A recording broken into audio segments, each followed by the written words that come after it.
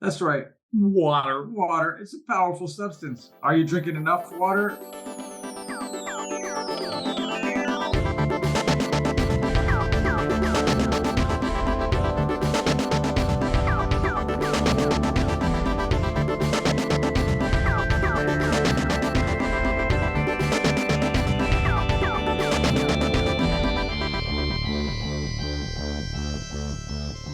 We are about to launch. Solo round. Truth, not trends. That's right, truth, not trend. Boom, baby. We are here live in the studio, and we're going to talk to you about all kinds of cool stuff, performance enhancement, substances, secrets, top secrets to performance enhancement. The secretiest secrets that have ever secreted. This is the podcast where we help you maximize your strength as safely and efficiently as possible. My name is Jesse Schmidt. I've been a strength coach for 2,299 days. Holy crap, it's almost 300 days, rapidly approaching. You said 299, right? 2,300 days, yes. 2,300 days. That's what I meant, 2,300 days. Anyway, my name is Liam Bauer. I've been a strength coach for 35 years and counting. You got a birthday coming up. I got a birthday coming up. Old Man River. She's got 77th birthday right around the corner. That's here. Right. We were talking about it in the last episode. You guys are all coming to my 77th birthday. Chase me around. Can you catch the man? Can you take my cane out of my hair? See if you can catch me. So today we're talking with the old man here about TNT's 4 secrets for performance enhancement. This is the first 4 of 99 total secrets we have for you. We'll follow up with the other 95. One at a time in 5-minute increments. So stay tuned for this fantastic solo round with Jesse and Liam. Before we get into the episode, we want to remind you to check out TNTstrength.com for our full line of performance enhancing supplements. That's right. We have 5, actually.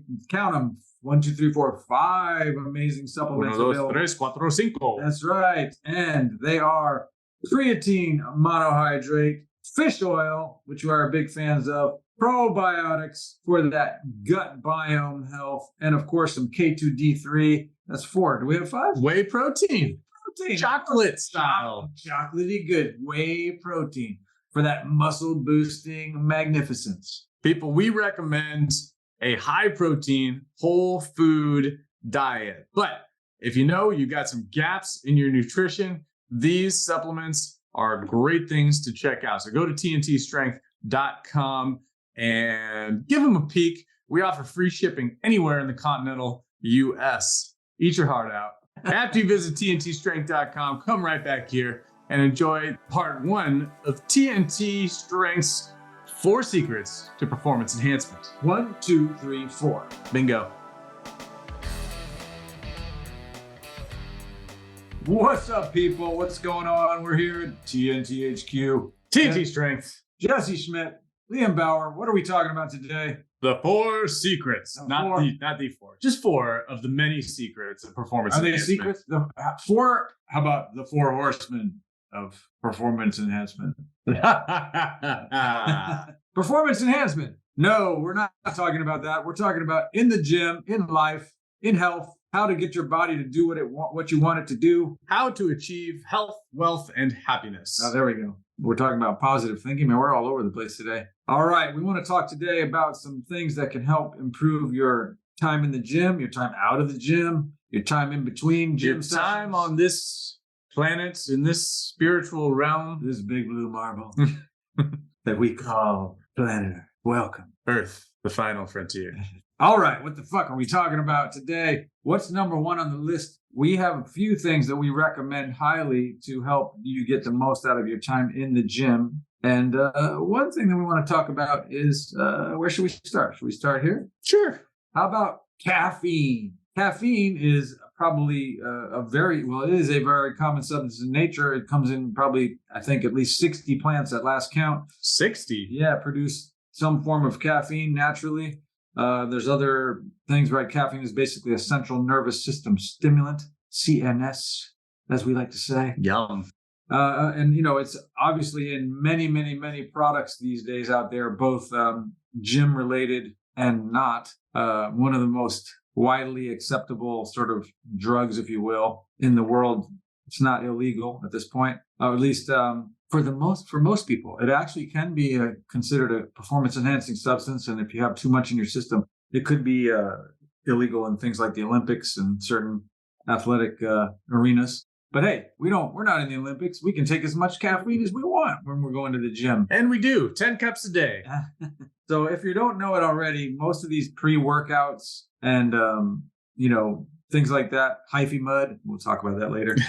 Most of these pre-workout supplements that people spend, billions of dollars on are basically the number one ingredient in almost all of them is caffeine. And caffeine, again, is just a stimulant. It does have benefits. It can increase, time to fatigue, or in other words, extend the time before fatigue if you're doing aerobic activity, among other things, other combinations we'll talk about. But it also can enhance, strength, power output. It does boost your metabolism to some degree, so it can help burn more body fat. It's not a huge percentage increase, but it is a small increase that drives everything in the background a little bit higher. So there are a lot of benefits to it. Most of the time, again, if you're buying these pre-workout things, recognize that the majority of them do not have anything special in them.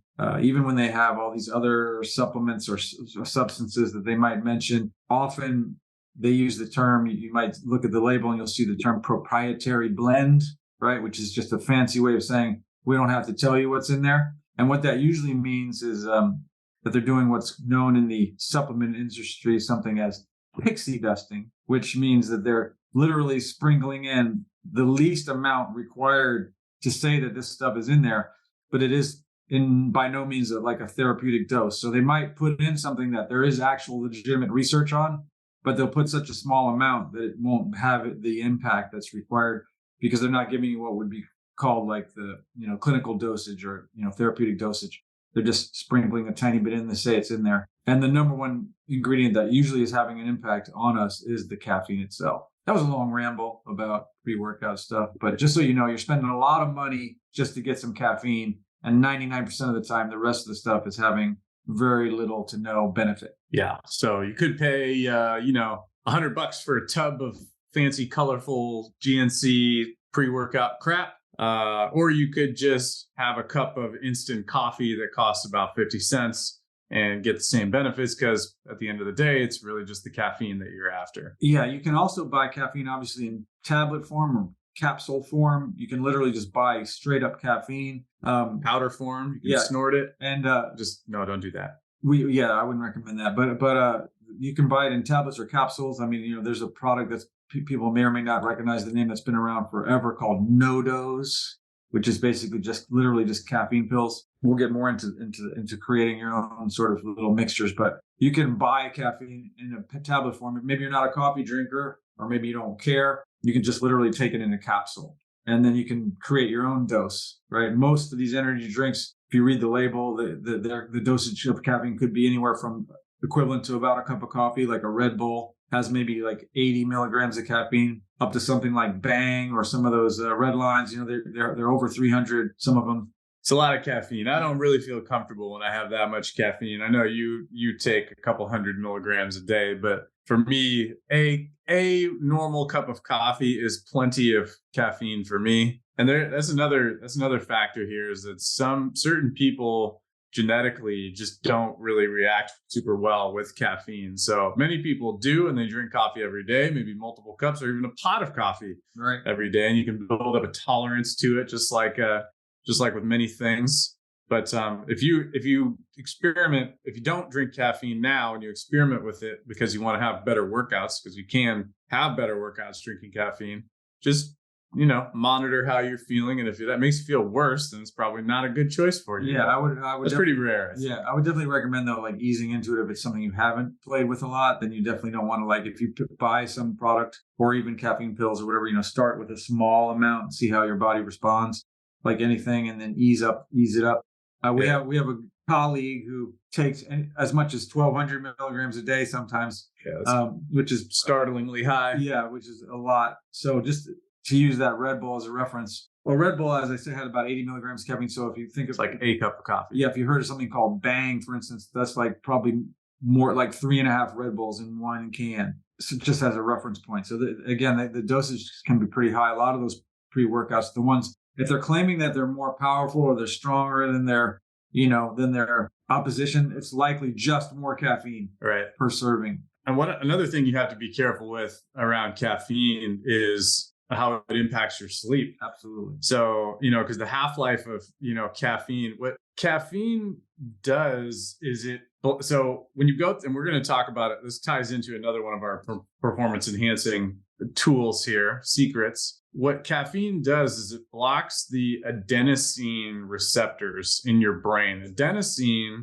makes you feel tired. So from the moment you wake up to the moment you go to sleep, this adenosine is accumulating and make you feel more tired. But when you drink caffeine, we're blocking that adenosine from being able to accumulate that feeling of tiredness. So if you go and you want to have a great workout, but you only work out after work, and let's say you do, you finally hit the gym after dinner and it's like 7 or 8 p.m. and you knock back a cup of coffee or a Red Bull or whatever, and you have a great workout, and then you just lie awake in bed until 2 a.m. because you just can't go to sleep. Well, there's probably no secret about it. You probably just had caffeine too late. So keep in mind, it's going to be in your system for, potentially 8+ hours from the time you drink it. So I have a rule personally. I try not to drink coffee past about 10 a.m. because I'm very sensitive to it. And if I drink it, unless,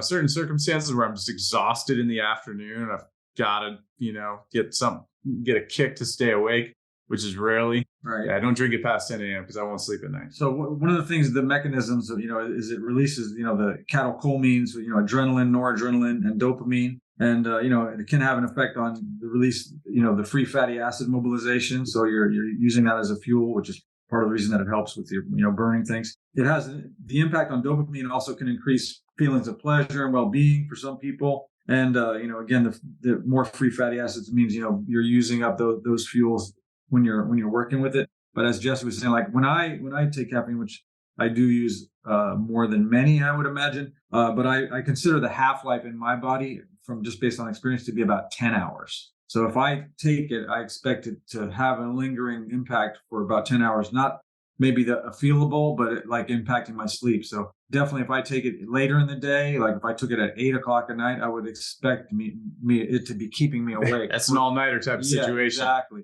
So I usually take it in the morning if I'm going to take a big dose, and try not to take it in the evenings for the same reason that Jesse mentioned, but I'm not as sensitive as he is.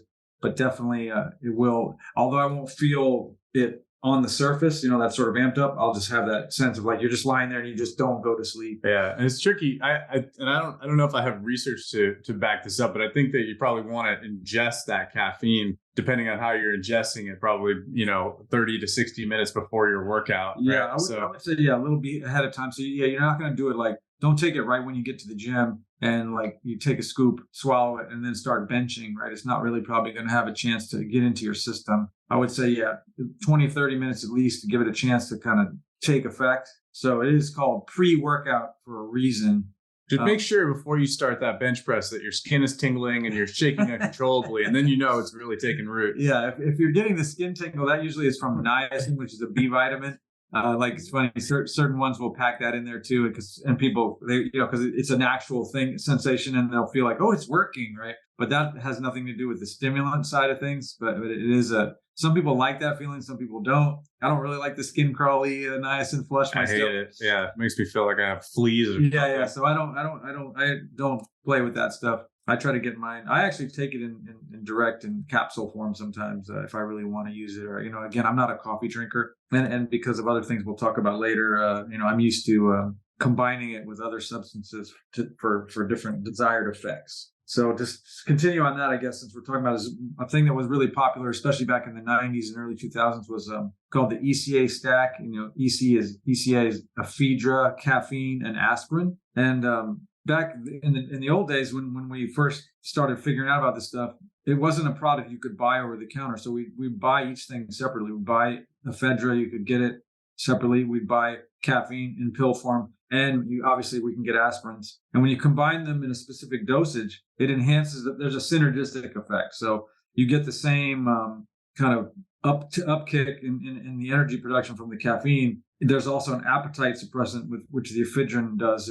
They call it an anorectic effect, right? So it reduces your appetite. It suppresses it for a while. And that's a big part of the ECA stack benefit. Again, it was used primarily to get lean, to help boost the metabolism and lose body fat.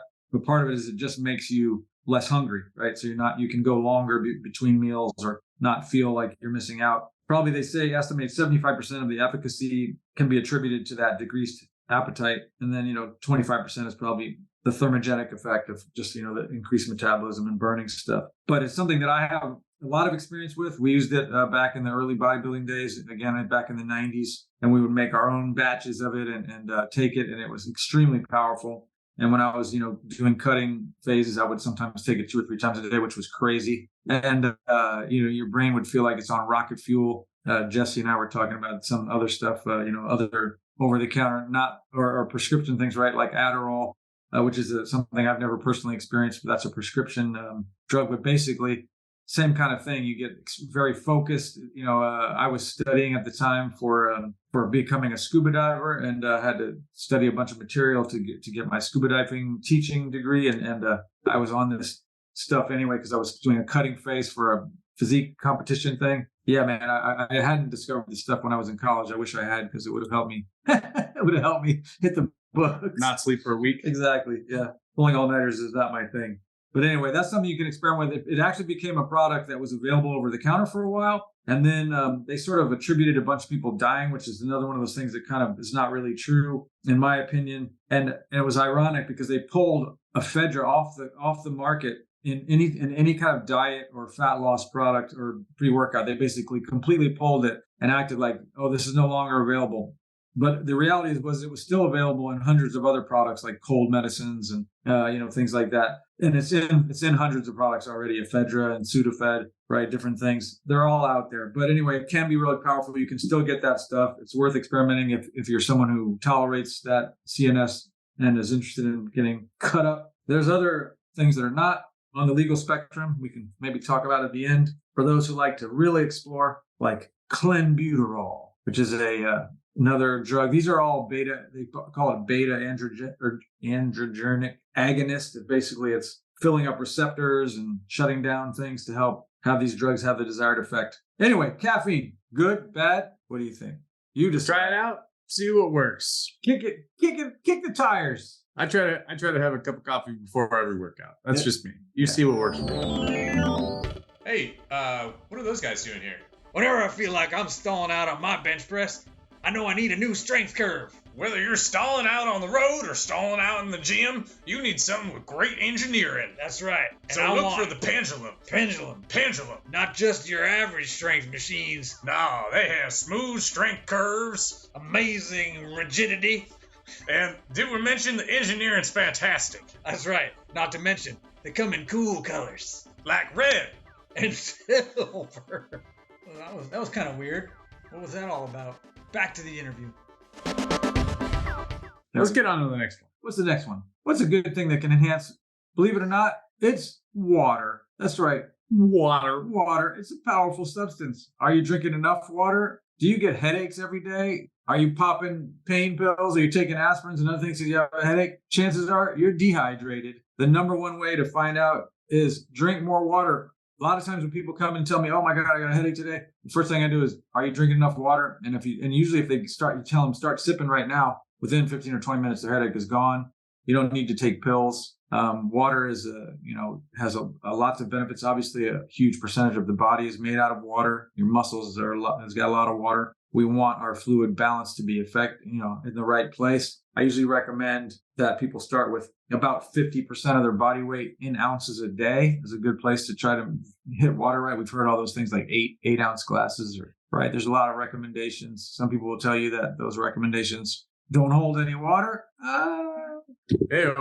But I personally think it's worth exploring about that place as a start. Like, so if you weigh 150 pounds, 75 ounces of water a day, good place to start. You weigh 200 pounds, 100 ounces of water. When I work with athletes quite a bit, especially if they're outdoor athletes, lacrosse players, soccer players, and they actually literally lose weight. So one thing we do is we would literally weigh the athletes before practice and after practice, and they would lose a certain amount of weight. We would have them drink water until they gain back that fluid weight that they've lost. And then they tend to recover more effectively. And then they pee like Tom Hanks in League of Their Own. You may find lasts like 10 minutes. You may find if you're not used to drinking a lot of water that you will pee more than normal, and that can, Jesse's experimented with large amounts of water. Yeah, as we sit here, I have my the coldest water insulated water bottle. It's roughly the size of a small child, and there was a time. It was actually after we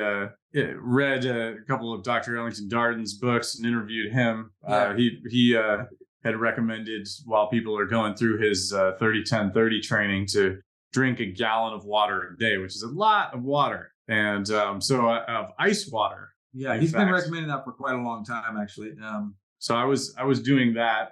I probably drank a gallon of water a day for, I don't know, a month or two, and of ice water. Yeah. And I will tell you, I was peeing at least every 30 minutes. Yeah. And it's something that takes a while to get used to. And also shivering most of the day because I'm drinking ice water, and I was doing it in the winter time. So, and believe it or not, there's a benefit to that, right? Because you're actually burning more energy just warming up that water, and the shivering and all that. There's a method to the madness. I don't know if for me personally the benefits outweighed the negatives on that one, because it's pretty uncomfortable to be shivering and cold the entire day and have to pee have to pee all the time. In fact, I found it incredibly inconvenient. So I don't recommend doing that, but, play around with it. The other thing, I think you mentioned, fluid balance. Our body is in this sort of constant state of balancing out sodium and water, salt and water. And so, I do think if you find yourself, drinking lots of water and going to the bathroom a lot, you probably need some more salt so that you, I don't know, it's probably normal to go to the bathroom, maybe once an hour, or every couple hours.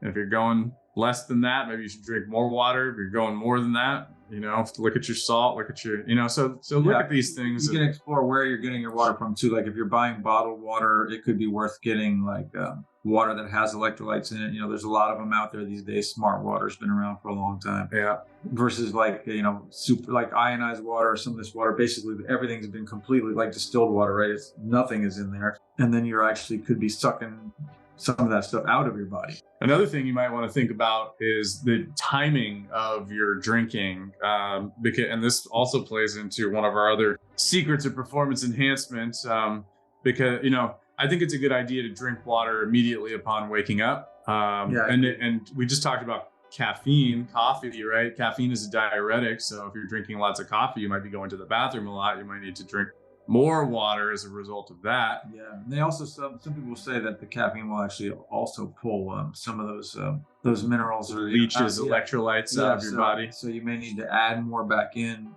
based on the caffeine consumption as well. And so consider, if you are drinking lots of water and you're drinking lots of water in the evening, you may have to wake up in the night to use the bathroom. Or you may wake up in the morning and urgently have to, go to the bathroom. So, you might want to stop drinking water at a certain point in the evening. Like if you go to bed at 10 p.m., maybe stop drinking water at 7 or 8, so that you don't have to wake up in the middle of the night, because that can impact your sleep. One last thing to add about water, and there is research around this. I mean, being just a tiny bit dehydrated, if you are trying to eke out every last bit of productivity in your performance, whether it's in just having good strength workouts, or if you're an athlete and you're actually competing on the field, even being a little bit dehydrated can have a big impact on your performance, right? Yeah, no doubt. When you're competing at high levels, you need to be mentally sharp, and water is very important for brain function. And you need to, right? You don't want to be cramping up, right? So we want to have a good amount of water and electrolytes in our body, so that we're not cramping and we're feeling strong and energetic, and all those things. So People probably have no idea at this point, Gatorade was actually invented, University of Florida, right? Because it's so hot down there, they made it for the athletes. And the original versions of Gatorade were this amazing, effective electrolyte replenishment substance, right? But it tasted terrible. And in the old days, when they even started marketing it as a product someone could buy, that was part of their sort of campaign, their slogan. They used to joke about it, like, it doesn't taste good, but it does the job. And over time, when it was acquired by Pepsi or whoever owns it now, they turned it into basically a soft drink, and it started tasting better and better because they kept putting more and more sugar in it. It lost its performance enhancing benefits that it had in the original formulas, and just became just like another soft drink, unfortunately. But the original Gatorade actually was effective for that exact purpose, to stay hydrated, be replenished, especially in that hot weather where they were athletes, playing down in Florida. So if you really want to replenish electrolytes, you might be better off with something like Pedialyte. Yeah, and you can make your own. I think I've talked about that before. You can literally, put a little tiny bit of, citrus in there, like lemon juice, lime juice, and then put a small amount of salt. It doesn't take much, a quarter teaspoon for a gallon, right, of like high quality salt, like a good mineral salt, and then you basically make your own, because there'll be all the stuff you need in there, and it has a nice flavor. And it'll hydrate you. I used to make it all the time when I was playing soccer back in the day. Make my own homemade electrolyte drinks. Delightful. Boom. Boom, baby. Boom, baby. What's up, people? Thank you so much for listening to this episode of Truth Not Trends. That's right here at TNT Strength Headquarters, Truth Not Trends. Please, if you enjoyed this episode, subscribe, rate, and review us on whatever platform you're listening to us on. And don't forget to share with a friend. You can find us on the web at tntstrength.com. That's right, TNT Strength now coming to you in person at 5255 College Avenue in Oakland, California. You can call the studio 510-768-5421. You can also text us at 855-796-9905. Or shoot us an email at contact@tntstrength.com. And whatever you do, stay off of that stupid blue bubbly bosun. We can say something like this. Mixed and edited by Desmond McNeese for We Mixed It, LLC. Go to whatsoundsawesome.com. So, all right. We woke up, we had a cup of coffee, we knocked out a workout, we drank water during the day. Now it's time to